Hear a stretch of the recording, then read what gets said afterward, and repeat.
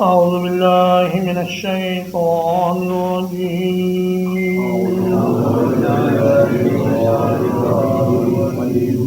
وإن تكذبوا اور اگر تم جھٹلاؤ فقد كذب أمم من قبلكم تو یقیناً تم سے پہلے کئی امتیں جھٹلا چکی ہیں وما علی الرسول اور رسول کے ذمے کچھ نہیں ہے الا البلاغ المبین سوائے کھول کر پہنچا دینے کے۔ ابراہیم علیہ السلام کا اپنی قوم سے خطاب جاری ہے۔ فرماتے ہیں کہ اگر تم مجھے جھٹلاؤ، یہ آدھا بیان ہے، اس سے پہلے آدھا بیان محذوف ہے جو فہم سامع پر اعتماد کر کے اسے چھوڑ دیا گیا ہے۔ جو بات اس میں ذکر نہیں کی گئی وہ یہ ہے کہ فَإِن تُصَدِّقُونِي فَقَدْ فُزْتُمْ بِسَعَادَةِ الدَّارَيْنِ کہ اگر تم میری تصدیق کرو تو تم دنیا اور آخرت کی کامیابی حاصل کر لو گے۔ وَإِن تُكَذِّبُوا اور اگر تم مجھے جھٹلاؤ فَقَدْ كَذَّبَ أُمَمٌ مِّن قَبْلِكُمْ تو پہلی بہت سی امتیں انبیاء کو جھٹلا چکی ہیں، ان کا انجام دیکھ لو۔ قوم نوح کا انجام دیکھ لو، قوم عاد کا انجام دیکھ لو، قوم سمود کا انجام دیکھ لو، اور اسی طرح جن لوگوں نے بھی پیغمبروں کی نافرمانی کی اور ان کو جھوٹا بتلایا، انہوں نے پیغمبروں کا کچھ بگاڑا یا اپنا ہی انجام خراب کیا۔ اس بات پہ غور کرو۔ وما علی الرسول الا البلاغ المبین فرمایا میرے رسول کے ذمے تم کو ہدایت دینا نہیں، بلکہ جب انہوں نے اللہ کا پیغام واضح کر کے پہنچا دیا تو ان کی ذمہ داری ادا ہو گئی۔ اب تمہاری ذمہ داری ہے کہ تم اس پیغام کے مطابق اپنی زندگی گزارو اور ان کی دعوت کو قبول کرو۔ اولم یروا کیف یبدئ اللہ الخلق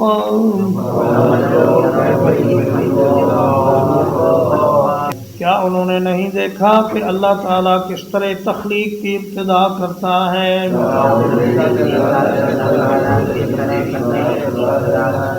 ثم یعیدہ پھر وہ اس کو لوٹائے گا۔ ان ذلک علی اللہ یسیر یقیناً یہ اللہ کے لیے بہت آسان ہے۔ میں ابتدائے خلق تم اپنی حالت دیکھ کر اس سے اندازہ لگا لو کہ تم ایک وقت تھا کہ کچھ بھی نہیں تھے اور کوئی قابل ذکر چیز بھی نہیں تھے، پھر اللہ نے تمہیں پورا انسان بنا دیا، تمہیں سننے والا اور دیکھنے والا اور بولنے والا بنا دیا اور عقل و شعور سے تمہیں نوازا۔ اور کتنی ہی مخلوقات ہیں جو بغیر کسی توالد اور تناسل کے محض مٹی سے پیدا ہو جاتی ہیں۔ جیسے آپ نے دیکھا کہ مٹی میں بے شمار کیڑے مکوڑے جب بارش ہوتی ہے تو پیدا ہو جاتے ہیں، یا پھر پھلوں میں کیڑے پیدا ہو جاتے ہیں اور سبزیوں میں کیڑے پیدا ہو جاتے ہیں۔ تو اللہ پاک مخلوق کو بغیر کسی تناسل کے اور بغیر کسی ذریعے کے بھی پیدا کر سکتا ہے، اور جب چاہے گا ان کو دوبارہ بھی زندہ کر لے گا۔ شاہ عبد القادر رحمہ اللہ فرماتے ہیں موضوع قرآن میں کہ ابتدائے خلق اپنے پر دیکھ لو، اپنے آپ کو دیکھ کر ابتدائے خلق کا اندازہ کرو اور اسی پر دہرانے کو قیاس کرو۔ جس طرح اللہ نے پہلی بار تمہیں پیدا کیا ہے، دوبارہ پیدا کرنا بھی اس کے لیے کوئی مشکل نہیں۔ وَهُوَ الَّذِي يَبْدَأُ الْخَلْقَ ثُمَّ يُعِيدُهُ وَهُوَ أَهْوَنُ عَلَيْهِ فرمایا کہ جو دوبارہ پیدا کرنا ہے یہ اللہ کے لیے اور بھی زیادہ آسان ہے. کسی چیز کو پہلی بار بغیر مثال کے پیدا کرنا زیادہ مشکل ہوتا ہے، لیکن دوبارہ اس کو بنانا یہ تو آسان کام. قل سیروا فی الارض، کہہ دیجئے زمین میں چلو پھرو. فانظروا کیف بدأ الخلق، پھر دیکھو اس نے کس طرح تخلیق کی، ابتدا کی.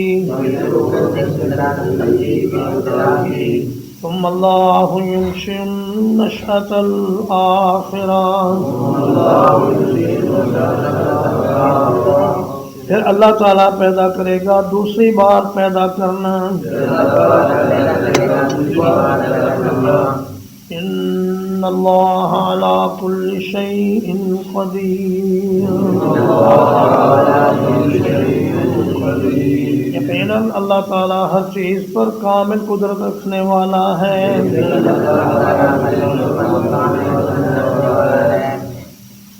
تو میں زمین میں چل پھر کر دیکھو، لوگوں کے حالات معلوم کرو.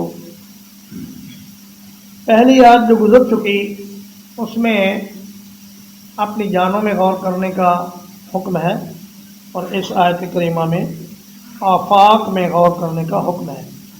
انفس و آفاق میں غور کرو اور دیکھو کہ کس طرح اللہ تعالیٰ نے آسمان بنائے، کس طرح اللہ نے سورج چاند ستارے بنائے، کس طرح اللہ نے پہاڑ بنائے، کس طرح اللہ نے جنگل بنائے اور درخت بنائے، کس طرح اللہ نے نہریں اور دریا بنائے، کس طرح اللہ نے سمندر بنائے، اور کس طرح بے شمار مخلوق کو ان میں پیدا کیا. جب تم یہ چیزیں دیکھو گے تو تمہیں اللہ کی ذات اور اس کی قدرت سمجھ میں آئے گی.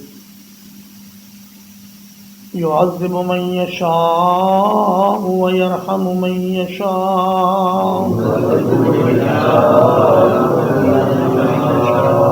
عذاب دے گا جس کو چاہے گا اور رحم فرمائے گا جس پر چاہے گا.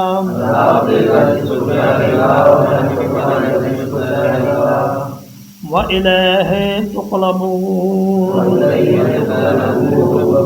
اور اسی کی طرف تم پلٹائے جاؤ گے. فرمایا اللہ پاک قیامت کے دن جسے چاہے گا اپنے عدل کے ساتھ عذاب دے گا، اور جس پر چاہے گا اپنے فضل کے ساتھ رحم فرمائے گا. اللہ پاک اگر کسی کو عذاب دے گا تو وہ عین اس کا انصاف ہوگا، اور اگر کسی سے درگزر فرمائے گا اور اس پر رحم فرمائے گا تو یہ بھی عین اس کے فضل کے مطابق ہوگا.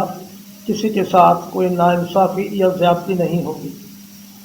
لیکن اللہ پاک نے بعض دوسرے مقامات پر یہ بتلا دیا ہے کہ رحمت میری انہی کو ملے گی جو اس دنیا میں کچھ محنت کر کے جائیں گے.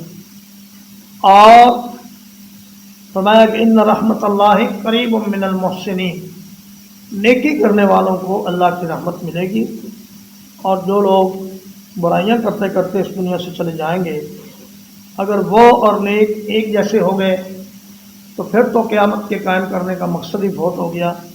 قیامت کے قائم کرنے کا مقصد ہی یہ ہے کہ اچھوں کو اچھائی کا اچھا بدلہ ملے اور بروں کو برائی کا برا بدلہ ملے.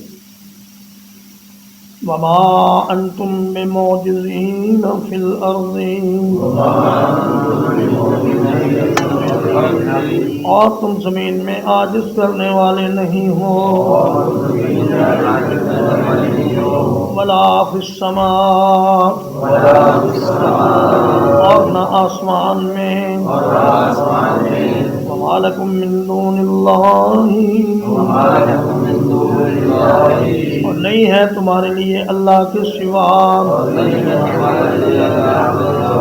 من ولی ولا نصیر، کوئی دوست اور نہ کوئی مددگار. یہاں ایک سوال پیدا ہوتا ہے کہ اگر کوئی آدمی اللہ کے قابو ہی نہ آیا تو اللہ اس سے حساب کیسے لے گا؟ تو فرمایا کوئی آدمی زمین کے کسی سوراخ میں داخل ہو جائے یا آسمان کے کسی کنارے میں پہنچ جائے، اللہ سے کوئی چھپ نہیں سکتا. اور نہ ہی اللہ سے کوئی بچ سکتا ہے۔ اور سورۃ الرحمن میں فرمایا یا معشر الجن والانس ان استطعتم ان تنفذوا من اقطار السماوات والارض فانفذوا لا تنفذون الا بسلطان۔ فرمایا اے جنوں اور انسانوں، اگر تم اللہ سے بچ کر زمین کی حدود سے اور آسمان کی حدود سے نکل کر کہیں بھاگ سکتے ہو تو نکل بھاگو، لیکن تم ایسا کر نہیں سکتے، اس لیے کہ اللہ پاک نے تمہیں اپنے سامنے حاضر کرنا ہے اور تم سے اس زندگی کا حساب لینا ہے۔ ترجمہ وَإِن تُكَذِّبُوا، اور اگر تم جھٹلاؤ، فَقَدْ كَذَّبَ مِن قَبْلِكُمْ، تو یقیناً تم سے پہلے کئی امتیں جھٹلا چکی ہیں۔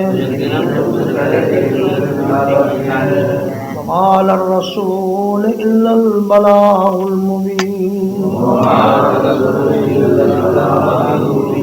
اور رسول کے ذمے کچھ نہیں ہے کھول کر پہنچا دینے کے سوا۔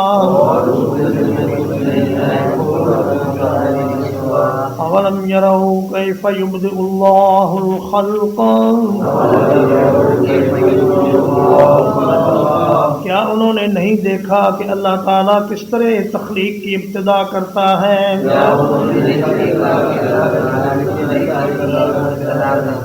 ثم یعیدہ، پھر اس کو دہرائے گا۔ ان ذلک علی اللہ یسیر، بلا شبہ یہ کام اللہ کے لیے بہت آسان ہے۔ قل سیروا فی الارض، کہہ دیجئے زمین میں سیر کرو۔ فانظروا کیف بدأ الخلق، پھر دیکھو اس نے کیسی تخلیق کی ابتدا کی۔ ثم اللہ ينشئ النشأة الآخرة، پھر اللہ تعالیٰ پیدا کرے گا دوسری بار پیدا کرنا۔ ان اللہ علی کل شیء قدیر، یقیناً اللہ تعالیٰ ہر ایک چیز پر کامل قدرت رکھنے والا ہے۔ یعذب من یشاء، عذاب کرے گا جس کو چاہے گا۔ وَيَرْحَمُ مَن يَشَاءُ، اور رحم فرمائے گا جس پر چاہے گا۔ وَإِلَيْهِ تُقْلَبُونَ، اور اسی کی طرف تم لوٹائے جاؤ گے۔ وَمَا أَنْتُمْ بِمُعْجِزِينَ فِي الْأَرْضِ،